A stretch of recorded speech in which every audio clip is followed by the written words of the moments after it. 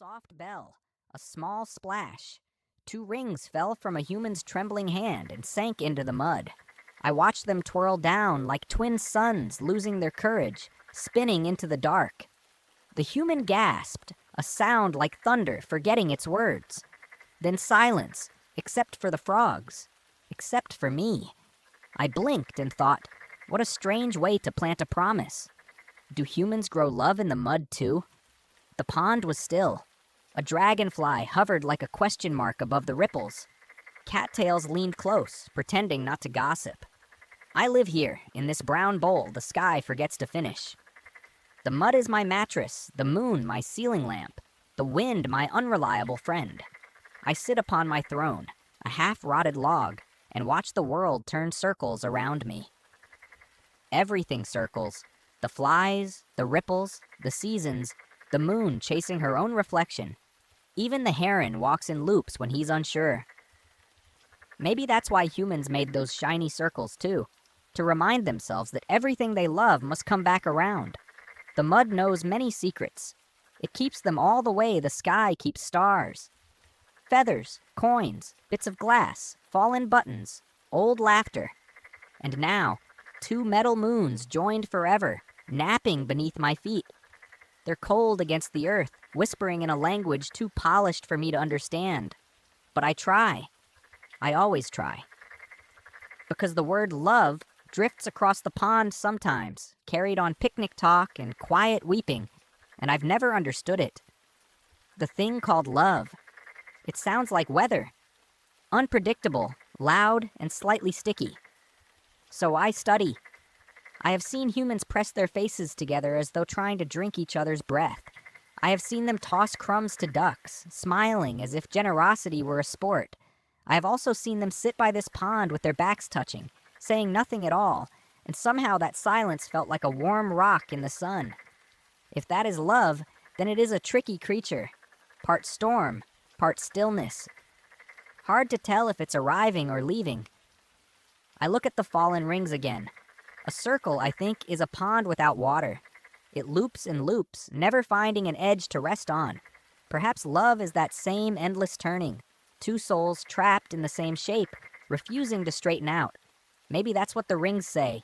We promise to stay curved together, even when the world tries to flatten us. When I puff my throat to sing, I too become a circle.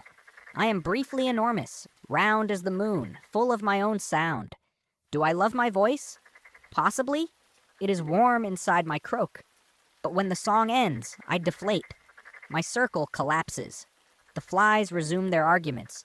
So perhaps love is a circle that never collapses, a song that forgets to end. That sounds tiring, but also grand. Humans wear these circles on the branches of their hands. Why? Maybe to weigh their promises down so the wind cannot steal them. Maybe to remind their fingers not to wander into other hands. Or maybe it's like the snail's shell, a portable home for tenderness. Once I tried wearing a ring of vine around my toe. I hopped in triumph until a leech found it more interesting. The leech has never returned it. So perhaps love is also a polite form of hunger. A way of saying, I'll keep you near, not because I must, but because your nearness tastes like meaning. The human today seemed heartbroken as their circles vanished. They reached into the water, but the water pulled away, pretending not to notice. I almost called out, do not worry. The mud is a good keeper of things, but my language is croaks and bubbles, and humans are poor translators of that. So I watched as they stared at their reflection, broken by ripples, doubled by tears, and then walked away, lighter in hand but heavier in heart. Perhaps love weighs more when it's invisible. As evening slid down the cattails, I felt the truth stir beneath me. The rings were not lost. They had only gone home, to the oldest friend I know. Mud does not steal. It holds until you are ready to return. That's why I trust it. When I was a tadpole, I thought water flowed downhill because it was lazy. Now I know it moves because it's brave enough to leave what it loves. Maybe that's what love really is. Not a circle, but a letting go. Not the holding, but the courage to fall. I looked down, embarrassed. While I'd been lecturing, a snail had climbed onto my back. He must have been there all along. He likes me, I think. We share a slow conversation that needs no words. He carries his house with him, a spiral that remembers how to travel, a moving circle. Perhaps he is the wisest among us. He loves without losing his shape. He holds and wanders all at once. I envy that. Night crept closer, soft as a cattail seed. The heron folded into a tall thought and slept. The dragonflies zipped their blue jackets shut, and above the pond the moon hung low, round, watchful, familiar. She looked like a ring, too, dropped by some ancient sky lover. Maybe all of this, pond, mud, me, is just her lost promise, still searching for its meaning. The rings below were quiet now, cooling in the earth's breath. I imagined them whispering, "We are still together, only deeper." That seemed like a prayer worth believing in. Maybe the human will return tomorrow with a stick or a net. Maybe they won't. Either way, the mud will teach the rings patience. It teaches everything patience. I have learned that from the way it hugs my feet and never complains. I think of love again, and the ripples that follow it. Perhaps love is the echo water makes when touched, the way even a brief contact expands far beyond its source. A frog leaps, a circle spreads, and somewhere, unseen, a lily trembles. That is love. Not the leap, but the trembling it leaves behind. The moon moves higher. Her reflection sits perfectly on the water, unbroken this time. She's wearing the pond like a ring. Or maybe it's the other way around. It's hard to tell who belongs to whom when both are shining. I close my eyes.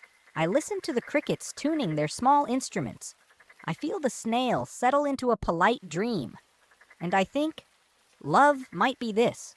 Not drama, not thunder, but the quiet agreement between two creatures to share a patch of night, to breathe in rhythm, to wait for morning, together or apart, and call it beautiful either way.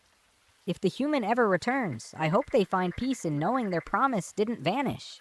It merely learned to rest. And if they never come back, well, the mud will keep their story.